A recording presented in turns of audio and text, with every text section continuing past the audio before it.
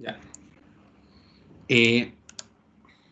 Vamos a empezar con la primera unidad del sistema reproductor, primera parte, mejor dicho, que corresponde al sistema reproductor femenino.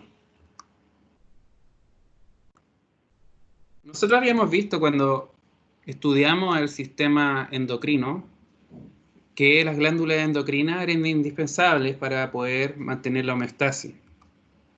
Dentro de la función endocrina de las gónadas, específicamente, además de esta función endocrina, nosotros tenemos una función anexa que es la perpetuación de la especie. ¿Por qué hablamos de perpetuación de la especie?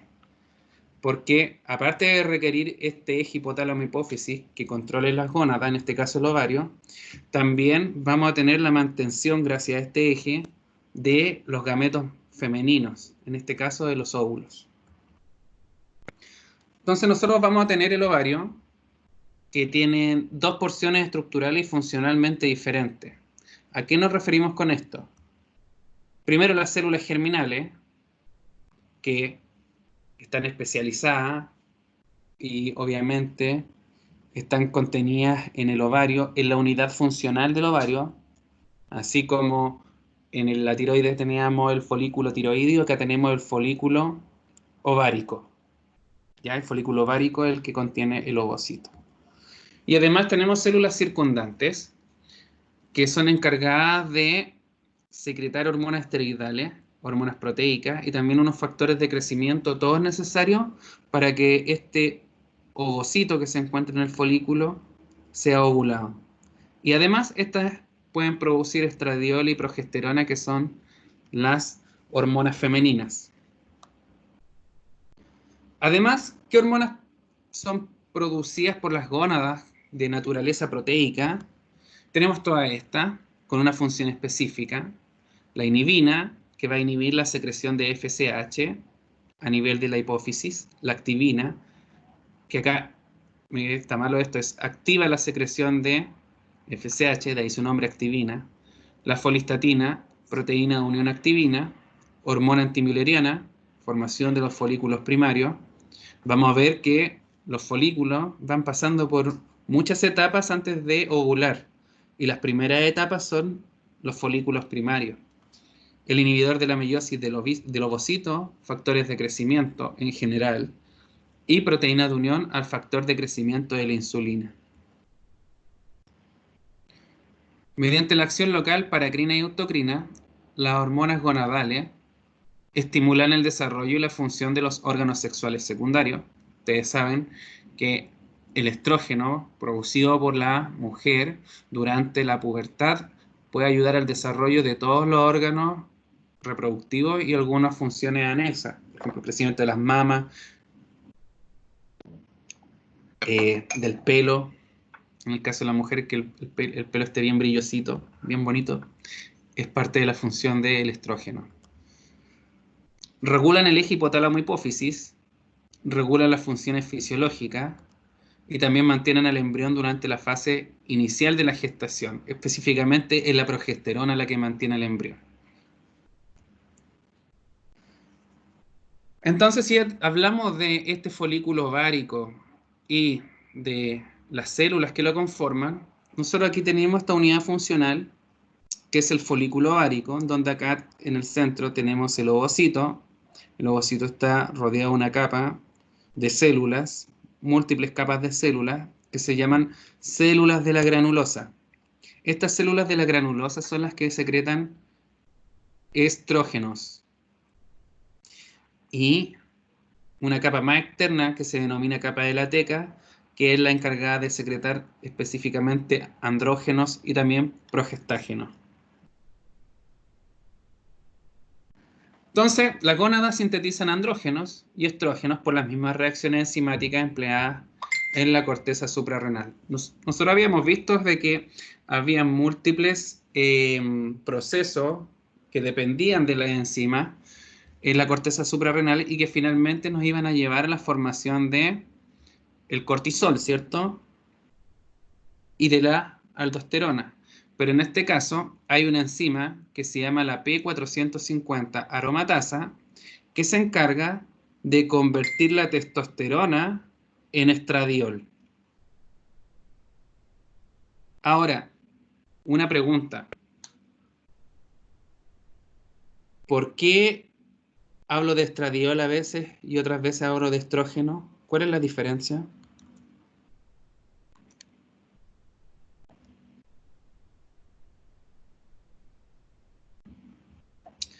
Voy respondiendo algunas preguntas.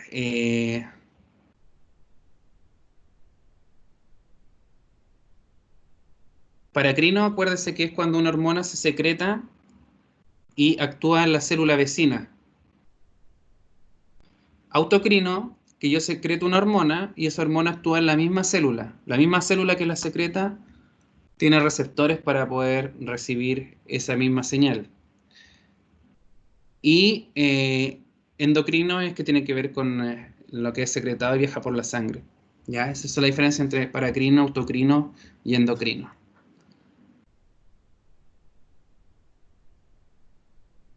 ¿El estrógeno se forma a partir del estradiol? No. ¿El estradiol pasa a estrógeno? No.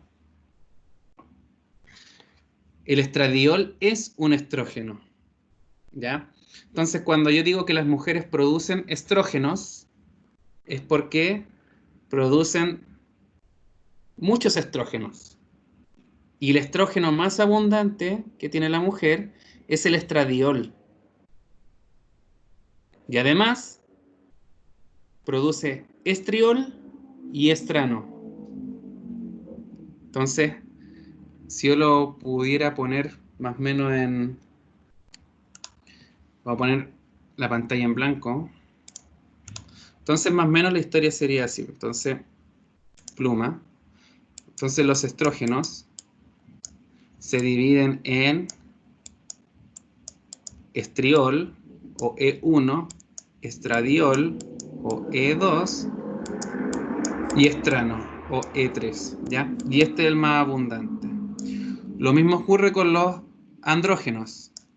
Los andrógenos son la testosterona, la androstenediona, la dihidrotestosterona, ¿ya? Son familias.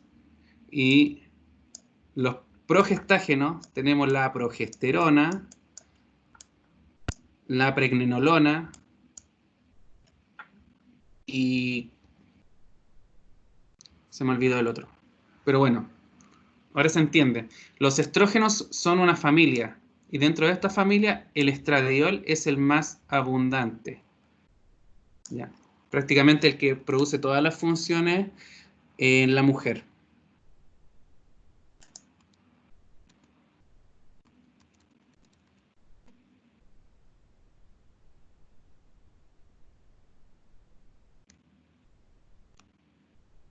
¿Cómo se regula la secreción de las hormonas esteroidales gonadales? Ya lo sabemos, es hipotálamo hipófisis, se secreta GnRH, desde la hipófisis LH y FSH, y las acciones de la LH se van a producir en las células de la teca y de la FSH en las células de la granulosa. Es característico, y es muy característico, de las neuronas del hipotálamo, cada cierto tiempo, depolarizarse en pulsos. ¿Ya? ¿Cada cuánto tiempo se depolarizan las neuronas del hipotálamo? Una vez al mes, ¿cierto?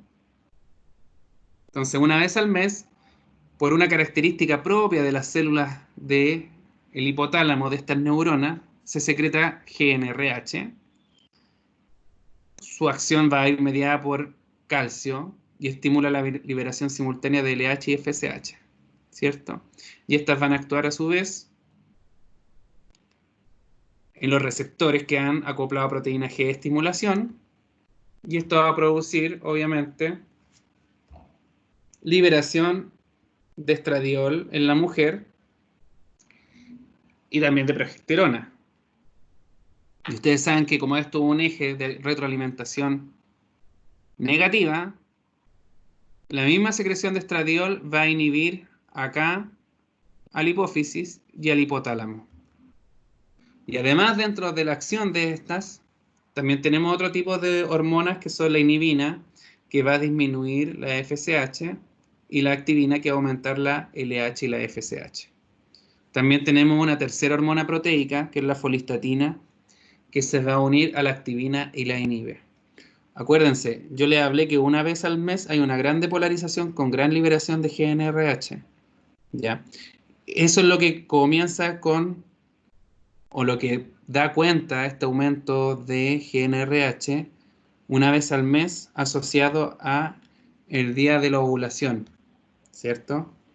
FSH y LH aumentan en respuesta a la GNRH y ahí se produce la ovulación una vez al mes. ¿Alguien tiene alguna pregunta al respecto?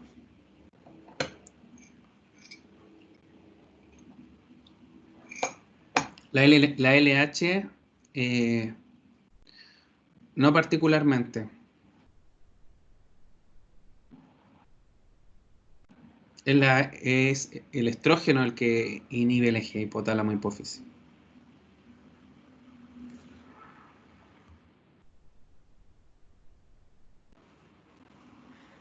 Entonces, acá tenemos una especie de dibujo representativo en donde tenemos los ovarios, los oviductos, el útero, el cuello uterino y la vagina. Todos estos responden al estrógeno, ¿cierto? El estrógeno mantiene el tono trófico de todos estos órganos. Y obviamente ustedes saben que los ovarios van a ser el lugar donde los ovocitos, los gametos, maduren para ser ovulados. Entonces, nosotros vamos a tener esto un corte histológico teñido con hematoxilina y eosina, en donde nosotros podemos ver las distintas partes de un ovario. Entonces aquí tenemos folículos, tenemos cuerpos lúteos que vamos a explicar qué son, tenemos folículos antrales, tenemos folículos secundarios, tenemos una corteza, ¿ya? Y todo esto en su conjunto es lo que permite que el ovario pueda hacer madurar a los ovocitos, ¿cierto? Que maduren los folículos. Entonces, si esto lo representamos, esto que está acá, lo representamos como un esquema, nosotros vamos a tener que hay diversas fases por las que tiene que pasar un folículo para que pueda ser ovulado. ¿Ya? Entonces, la primera etapa es donde tenemos un ovocito, y ese ovocito está rodeado de una capa única de células de granulosa plana. Y esos folículos se llaman folículos primordiales. Posteriormente, estas células planas de granulosa se vuelven cuboidales y el folículo se transforma en un folículo primario. Posteriormente, este folículo primario puede desarrollar una segunda capa, cuando tiene ya más dos capas de células de granulosa envolviéndolo, se transforma en un folículo secundario y posteriormente empieza a desarrollar una cavidad que se llama antro, que está rodeado de líquido. Ese líquido contiene iones, contiene proteínas, contiene hormonas. Y este folículo se empieza a llamar folículo antral, porque posee un antro. Posteriormente se transforma en un folículo preovulatorio. Este folículo preovulatorio, en respuesta a un pic de LH y FSH, produce una acción de tipo inflamatoria. Y esa acción inflamatoria, que es parte del funcionamiento normal del ovario, produce la ovulación. Y este óvulo queda disponible para potencialmente poder ser fecundado por un espermio. Y las células de la granulosa y de la teca que estaban presentes sufren una transformación. Esa transformación los convierte en un cuerpo lúteo. Y este cuerpo lúteo, la función que tiene es secretar progesterona, mucha progesterona. y es la progesterona la que va a permitir la implantación del óvulo fecundado en el útero.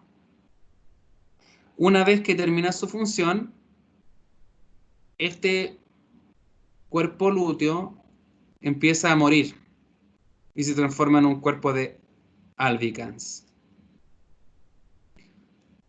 Sumado a esto, no todos los folículos antrales son seleccionados para ovular. Prácticamente el 99% de estos folículos muere y solamente uno llega a convertirse en un folículo preovulatorio. Todo este resto de folículos que no experimentan la selección se transforman en folículos atrésicos.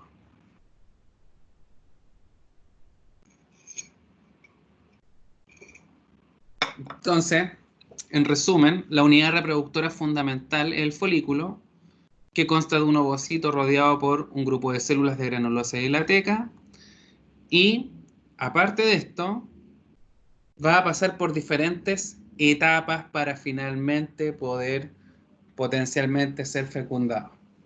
Ahora esto es muy curioso porque el folículo, cuando pasa por diferentes tipos de etapas, ustedes saben que la primera coincide con la profase del ovocito y sucede con lentitud. Es decir, se transforma en un folículo, perdón, en una célula que va a tener 23 cromosomas. Entonces, cuando esté en el comienzo de la vida uterina y finaliza en cualquier momento de la vida reproductora, porque generalmente finaliza al momento de ser ovulado o fecundado. Entonces, aquí tienen las características de cada uno de ellos, ¿cierto? Folículo primordial, primario, primario multilaminar, secundario. Y aquí es lo que le estaba diciendo en la diapositiva pasada. Se completa la primera fase y la segunda fase del desarrollo folicular comienza al inicio de los ciclos menstruales. ¿Qué quiere decir esto? Quiere decir esto que el folículo, que madura desde folículo primordial, se va a demorar un tiempo en poder convertirse en un folículo antral. Pero, perdón, pero solamente estos folículos antrales son los que van a pasar al ciclo menstrual, donde una vez al mes, en respuesta a esos aumentos de GnRH, LH y FSH, uno de estos va a ser reclutado para poder ovular. Y el resto va a pasar a atresia.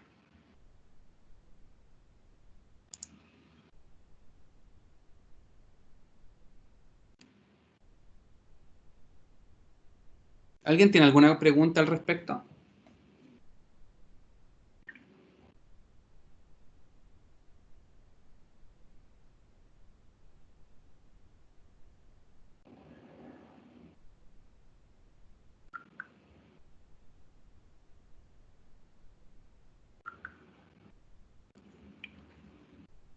Ya.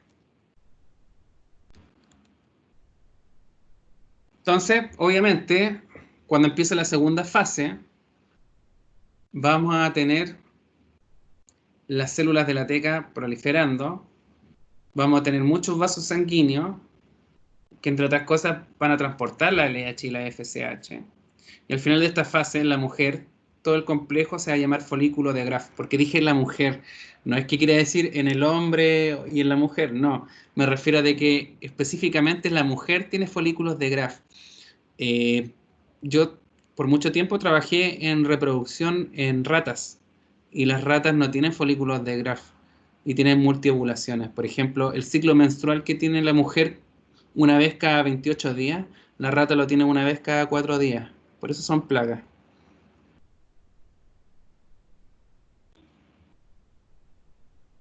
Uno de estos folículos es seleccionado entre los días 5 y 7 del ciclo menstrual y domina el resto de los folículos.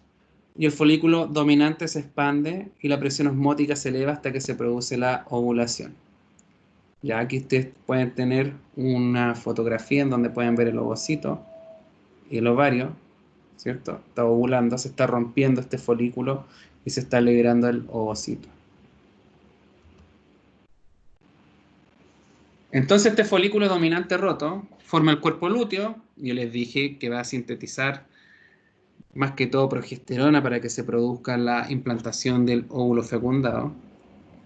Y si no hay fecundación, el cuerpo lúteo dura aproximadamente 14 días y luego involuciona. Muy importante, dura 14 días como cuerpo lúteo, pero solamente los primeros 4 o 5 días es donde él empieza a secretar altos niveles de progesterona.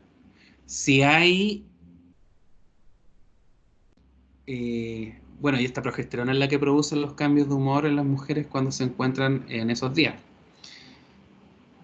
Pero si hay fecundación y hay implantación, la placenta posterior a la muerte del cuerpo lúteo va a empezar a producir los niveles de progesterona. O sea, la progesterona se necesita durante todo el ciclo, eh, perdón, durante todo el desarrollo del embrión y posteriormente la etapa fetal.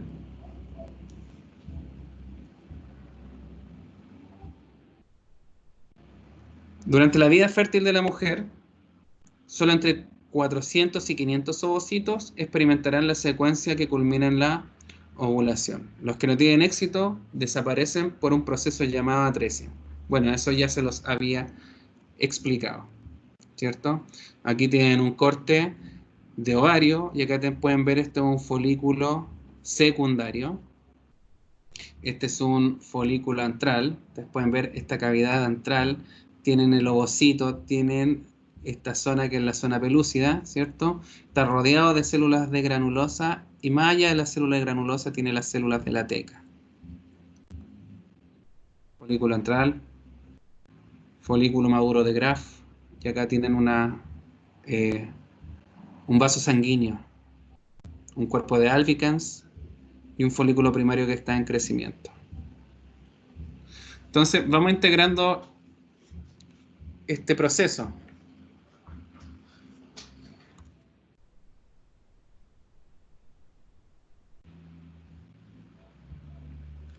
¿Se escucha el vecino poniendo música o no?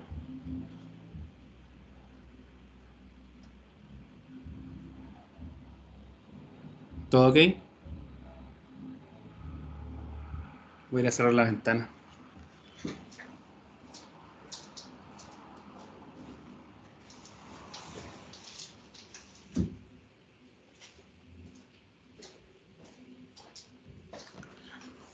O sea, está bien que tenga un equipo de música, pero que no sea flight, porque lo escuche para él. ¿Por qué me interesa a mí escuchar su mugre?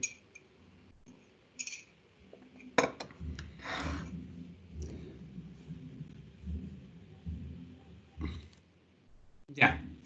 Entonces, aquí tenemos un esquema que representa primero el eje hipotálamo-hipófisis. Yo les había dicho, una vez al mes, aumenta por una característica propia de las neuronas hipotalámicas la secreción de hormona GnRH. Tiene efecto en sus receptores en la hipófisis, se secreta FSH y la FSH se une a las células de granulosa, ¿ya? Para el crecimiento de los folículos y para la producción del estrógeno. Ahora, la LH, por otro lado, va hacia las células de la teca, produce andrógenos, y estos andrógenos, ustedes saben que gracias a la acción de la P450 aromatasa, se transforman también en estrógenos. Y esos estrógenos tienen efectos, obviamente, en el tracto reproductivo, ayudando a la formación, crecimiento y maduración del útero, de la vagina, a la lubricación vaginal, al crecimiento de las mamas, etc. Pero, si nosotros lo vemos desde el punto de vista de los folículos,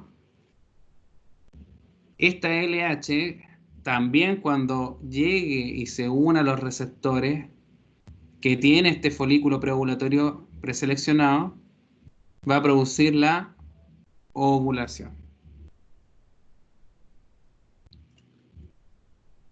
Entonces, básicamente, antes de entrar acá, les voy a explicar lo siguiente. Yo les dije que el 99% de los folículos se iban a atresia, ¿ya? Entonces, por ejemplo, acá tenemos un folículo secundario que maduró, se formó un folículo antral, ya, este es un folículo antral, y no es que se produzca uno, sino que se producen muchos, ya. Entonces ustedes saben que esto está todo bajo el control del eje hipotálamo, hipófisis, ovario. Entonces acá se secreta GNRH y estimula acá la síntesis de LH y FSH, ¿ya? Entonces, ¿cuál es el tema? El tema acá es que esta LH, si no hay ningún folículo preovulatorio, no va a producir ovulación, pero sí van a estar altos sus niveles. Pero la FSH va a ayudar a que los folículos que están en las etapas más tempranas maduren hasta transformarse en un folículo antral. ¿Ya? Entonces, la pregunta del millón es, acá vamos a tener muchos folículos antrales, ¿cuál es el que va a ser seleccionado? No se sabe. No se sabe cuál es el criterio o el mecanismo por el cual un folículo antral es seleccionado, pero lo que sí se sabe es que el folículo antral que sí es seleccionado para transformarse en un folículo preovulatorio, este folículo tiene mucha más irrigación sanguínea, ya, voy a poner irrigación sanguínea, porque produce un factor que se llama factor de crecimiento de los vasos sanguíneos, BFG. No se sabe por qué, pero en este folículo que es seleccionado hay muchos BFG y otros factores de crecimiento. Y además, este folículo en sus receptores de las células de granulosa expresa mucho receptor de FSH. ¿Ya? Entonces, ¿qué es lo que pasa? Este eje hipotálamo-hipófisis, ¿cierto? Ovario, esa FSH que está acá, que le voy a cambiar el color, esta FSH, cuando actúa en el ovario específicamente en este folículo antral, que sí es seleccionado, en respuesta a estos altos niveles de receptor de estrógeno, me produce mucho estradiol. Mucho estradiol.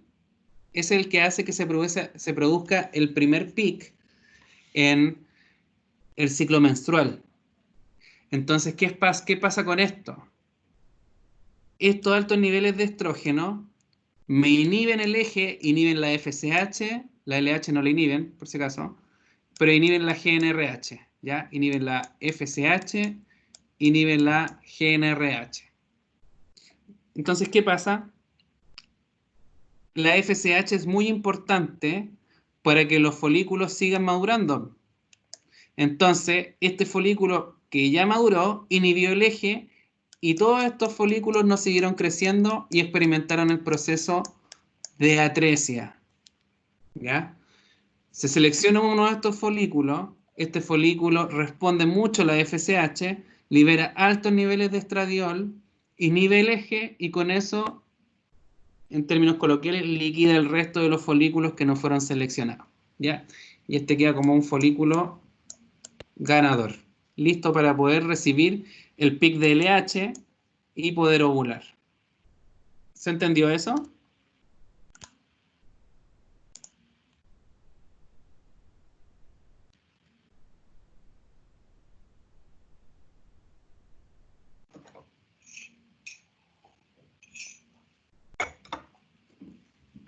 Sí, Florencia, acuérdese que es un mecanismo de retroalimentación negativa.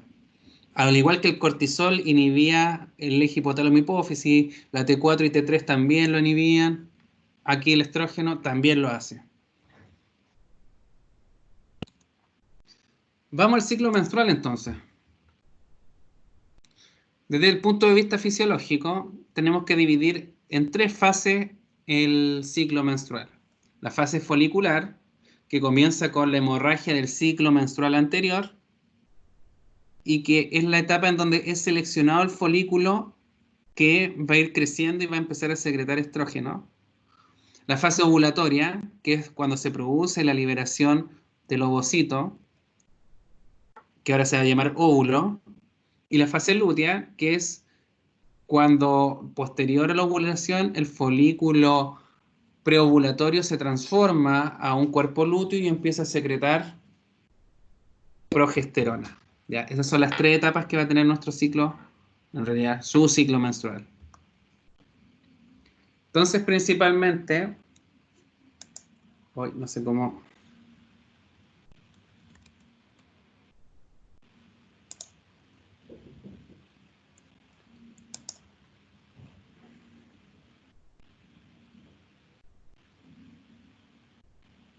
No puedo hacer, me molesta una cuestión que está acá, pero ustedes no la ven, parece.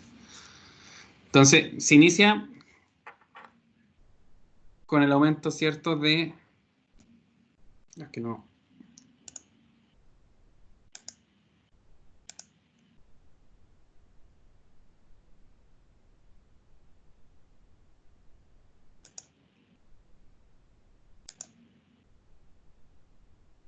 Ya, ahí sí.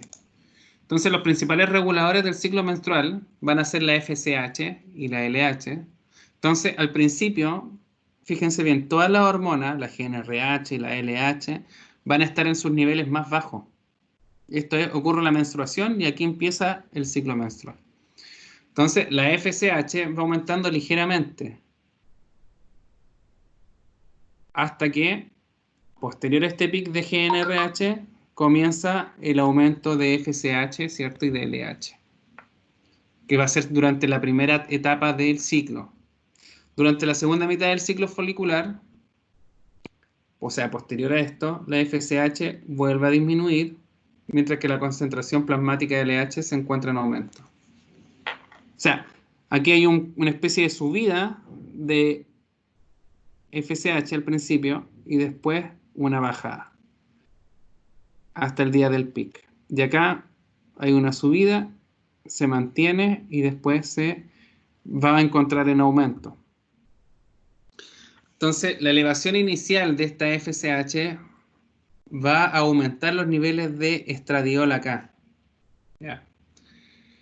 Esto representa, si es que lo extrapolamos a lo que expliqué antes, estos aumentos es causado por el folículo que está siendo reclutado, ese folículo que está siendo seleccionado para poder ovular.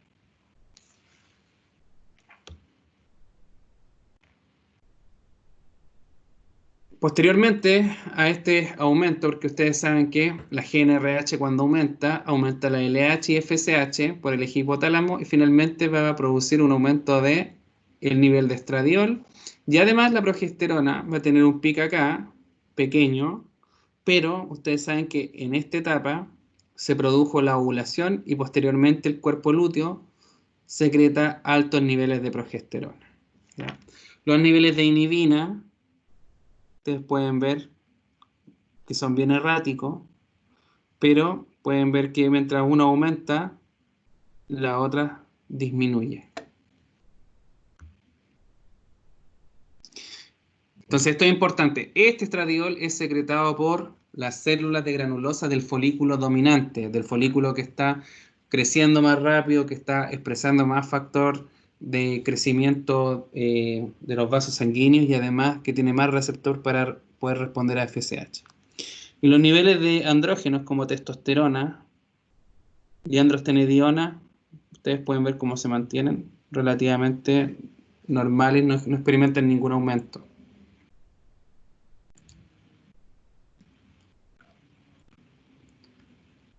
Ahora, a las mujeres les llama la atención algo. Fíjense los niveles de estradiol. Normalmente son aproximadamente 50 picogramos por ml. Y los niveles de testosterona son alrededor de 300 normalmente. Como unas 6 veces más. ¿Les llama la atención eso?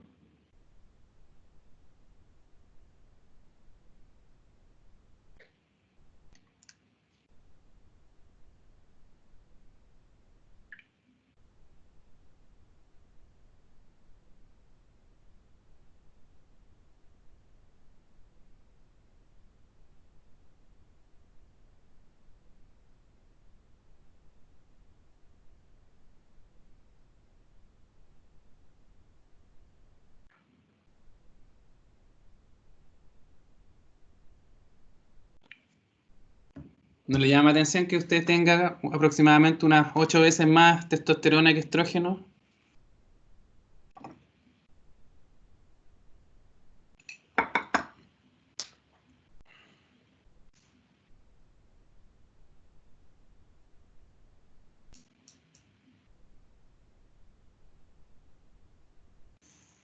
Ya, pero usted tiene más testosterona que estrógeno siempre. ¿Y por qué no está cubierta de pelo, afeitándose, jugando a la pelota?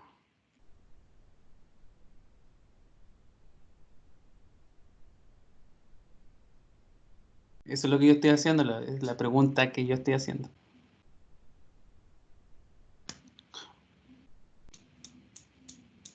O sea, los hombres tienen mucha más testosterona que las mujeres, ¿ya?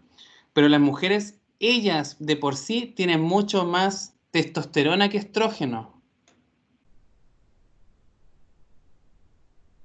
Y la pregunta es, entonces,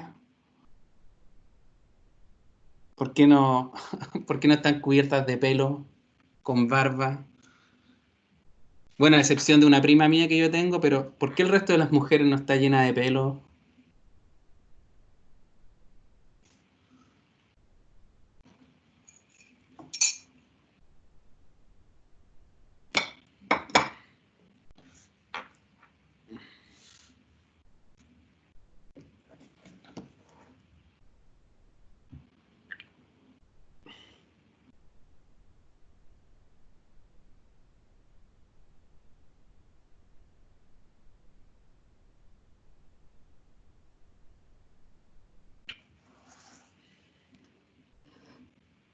Ya, tarea para la casa, quizás lo pregunte en el quiz, y si no lo pregunto en el quiz, lo pregunto en la prueba.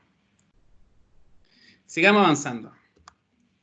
Entonces, el aumento de estradiol junto con el aumento de inhibina secretados por las células de granulosa ejercen una retroalimentación negativa sobre la FSH, la cual disminuye la concentración plasmática. Está acá, este aumento de estradiol, el que ayuda a inhibir la FSH. La LH sigue subiendo, la progesterona se mantiene baja y la fase ovulatoria se caracteriza por este máximo, ¿ya? Cuando aquí ocurre el pic, ocurre la ovulación, ¿cierto? Y este aumento máximo coincide con el aumento en los pulsos de GnRH. Entonces, posterior a esto, hay ovulación y empieza a secretarse mucha más progesterona. El rasgo más característico de la fase lútea es un aumento 10 veces en la concentración plasmática de progesterona procedente del cuerpo lúteo. El estradiol, secretado también por el cuerpo lúteo, aumenta de nuevo con un ascenso de la inhibina A. Y si no hay fecundación, el cuerpo lúteo degenera y los valores de progesterona, estradiol e inhibina A disminuyen los valores mínimos y se produce la hemorragia del ciclo menstrual. Es decir, ahí ustedes pueden ver donde en este punto ocurre la ovulación, el aumento posterior en la fase lútea de los niveles de progesterona y finalmente, si es que aquí no hay fecundación, terminamos con la hemorragia del término de ese periodo del ciclo menstrual. ¿Alguien tiene alguna pregunta?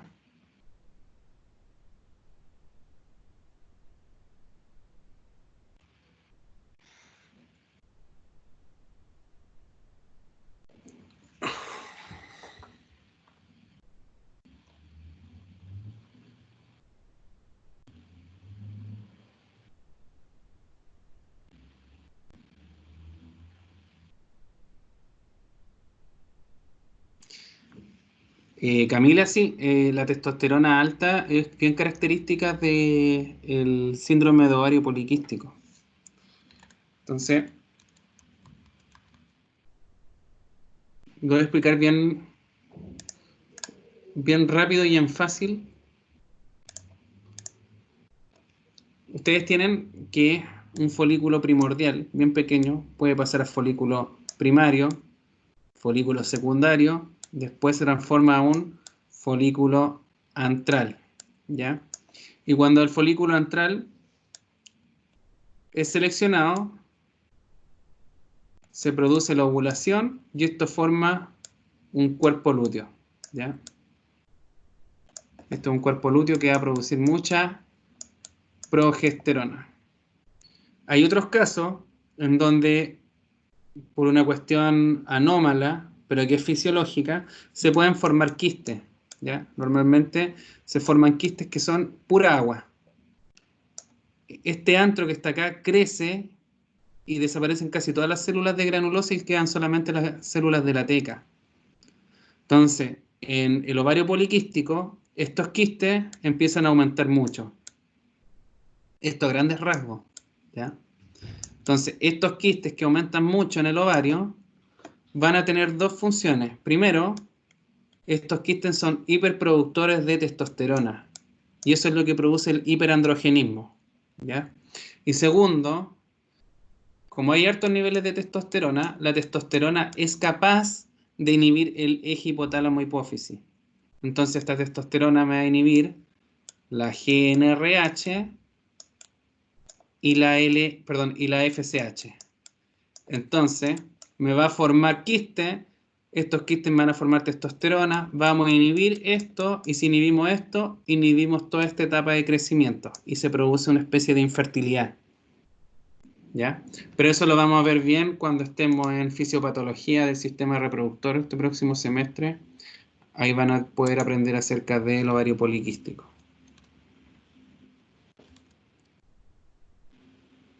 Ya. Fecundación y embarazo.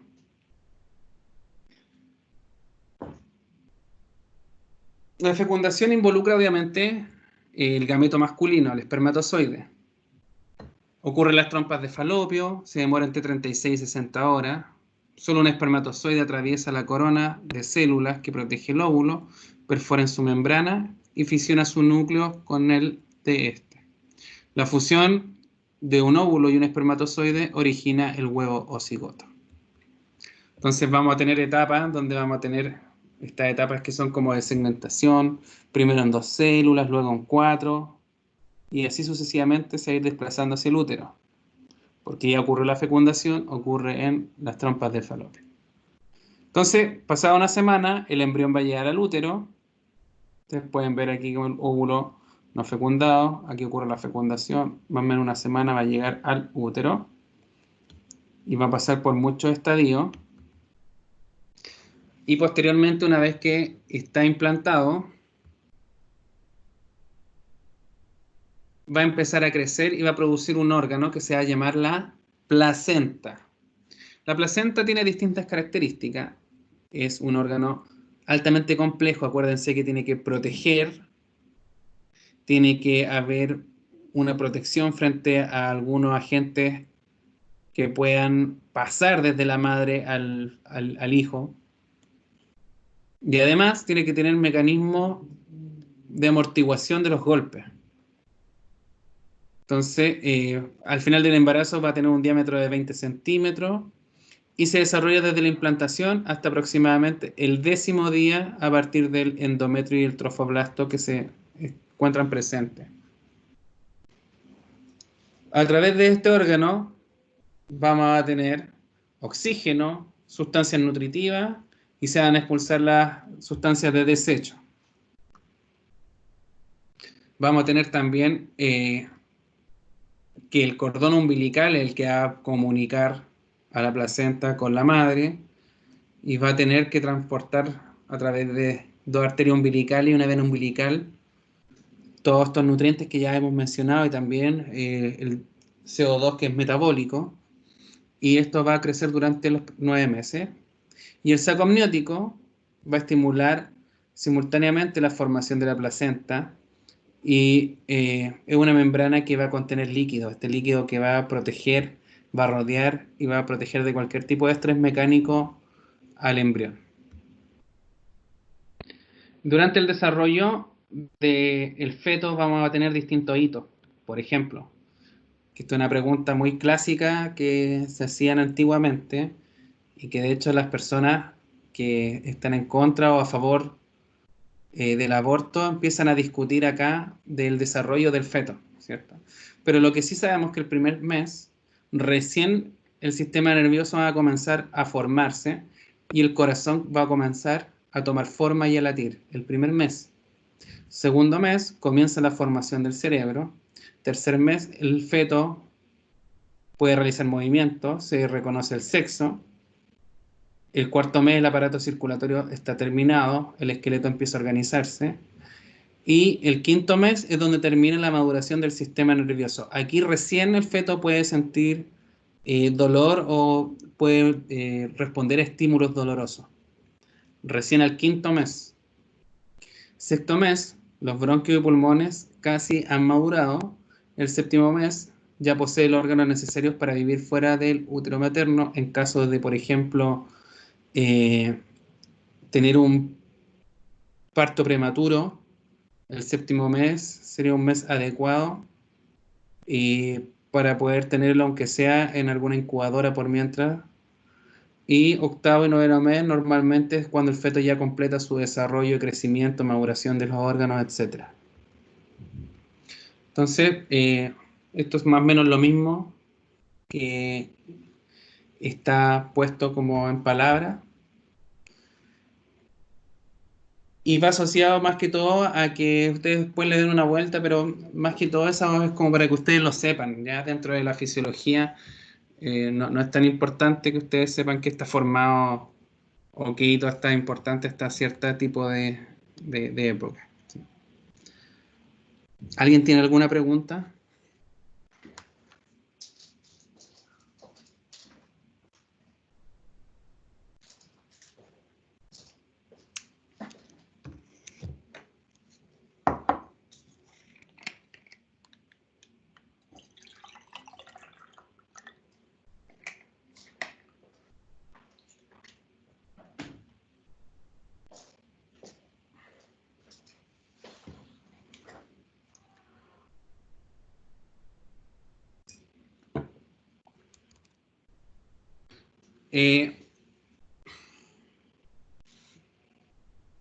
Todos los años nosotros hacemos una pequeña parte de anticonceptivos orales porque dentro de todo, dentro del rol que ustedes van a tener en el futuro como enfermeros y enfermeras, van a tener que tener cierto conocimiento de medicamentos, de fármacos, y esto vamos a ser bien redundante porque esto lo van a ver ahora como un segundo o tercera aproximación a los anticonceptivos orales y después en farmacología se lo van a volver a recordar.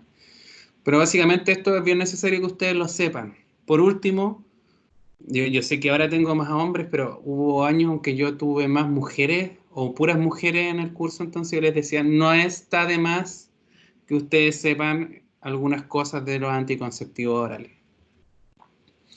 Nosotros acá tenemos el ciclo menstrual, ¿cierto? Tenemos los niveles de FSH, LH, ¿cierto? Los niveles de estrógeno, los niveles de progesterona, etcétera. Y también tenemos los distintos estados de la temperatura. Ustedes pueden ver que la temperatura aumenta en la fase secretoria, ¿cierto? Y además, dentro del ciclo uterino, ¿cierto? Estos son los primeros días que corresponden a la menstruación, donde todo el endometrio es destruido y tienen el sangrado inicial. Y esto es la fase trófica en donde el endometrio comienza a prepararse para recibir el óvulo fecundado. ¡Ops! ¿Qué pasó?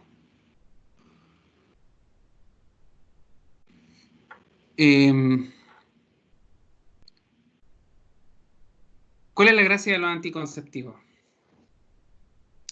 La gracia de los anticonceptivos es que estos niveles que nosotros tenemos de de LH y de FSH, tenemos que mantenerlos abajo.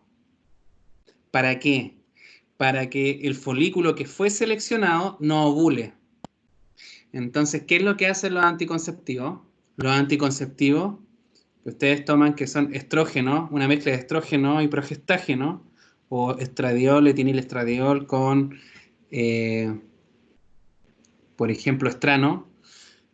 Ustedes lo que van a hacer es tomar estrógenos que son endógenos y progestágenos que son exógenos, perdón, todo exógeno, para mantener altos los niveles de estrógeno y así inhibir el eje hipotálamo-hipófisis. Entonces, una mujer que toma anticonceptivo está elevando sus niveles de estrógeno y progestágeno para poder inhibir el eje, ¿ya? Mantener esta FSH y LH bajísima. ¿Cuál es la gracia de esto? La gracia de esto es que, uno, no va a haber pic de LH y dos, no va a haber maduración de los otros folículos que vienen en desarrollo. ¿Ya? Más o menos eso es lo que tiene que quedar un poco claro de esto. ¿Alguien tiene alguna pregunta?